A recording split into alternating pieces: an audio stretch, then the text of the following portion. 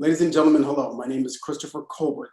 I am the Assistant Program Director at the University of Illinois Emergency Medicine Program, and I am also the Chair of CME for the American College of Osteopathic Emergency Physicians. We are really excited about our in-person spring conference, April the 10th through the 13th at Fort Lauderdale, Florida. And today we have one of our great presenters and our co-moderator, Dr. Molly Estes and Dr. Major Torres. Molly. Hello, everybody. My name is Molly Estes. I'm clinical faculty at Loma Linda University in Southern California and part of the ACOEP CME committee. And yes, I want to second Chris's introduction. We have the extreme pleasure of having with us today on this segment, Dr. Morgan Torris. Not only an expert in disaster medicine, but also a recently selected published author for a major conference. Dr. Torris, I'm so thrilled to be hearing from you about disaster medicine in Fort Lauderdale. Can you give us a little bit of a sneak peek into what you're going to be talking about?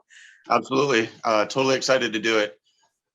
I was at, so I'm an officer, a Nurse Corps officer in the United States Army and was stationed in Honduras. While in Honduras, I responded with a team of folks that I was there in Honduras with to Haiti. And my experience in Haiti, so we were we responded shortly after the disaster.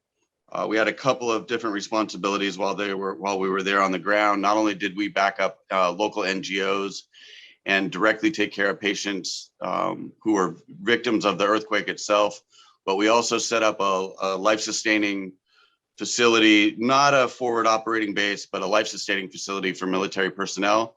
And we were responsible for all the care of those military personnel. We ended up with a little over 100 people on the ground, 100 soldiers, Space Force, Navy. It was a large group. So we were doing all the occupational health, the routine health, preventive medicine. So at the same time that we were doing direct patient care, we were also doing care of the responders themselves. And that experience, not only was I invited to speak at this upcoming conference, but I recently got a poster accepted for a military nursing conference as well. Sitting boots to the ground with Dr. Torres, not only in South America, in Haiti, we were part of something really big, and the contribution to medicine, coupled with what is being discussed today with the reducing disaster response, is something that, as emergency medicine physicians, this is something that parallels with what we do in everyday practice, specifically with mass casualties. And the contribution that Dr. Torres will provide and insight will be groundbreaking. Yeah, I think it's, I understand physicians just went through matching recently. And there was an article published last year in the Journal of Wilderness and Environmental Medicine about possibly making a wilderness medicine fellowship part of that matching procedure for physicians. The growing interest in wilderness medicine and the handful of schools that are doing fellowships, it's just continued to get bigger and bigger and deeper and deeper. So medicine's really leading the way in terms of providing a very specific set of training for wilderness medicine, which is directly applicable to the experience in a disaster where everything is done in austere conditions. I couldn't agree more. It's really this idea that disaster medicine and wilderness medicine, you don't have to be in the wilderness and you don't have to be in the middle of a disaster. You just simply have to have a need that extends beyond what your resources are able to provide. It's Absolutely. That mismatch between the two. Absolutely.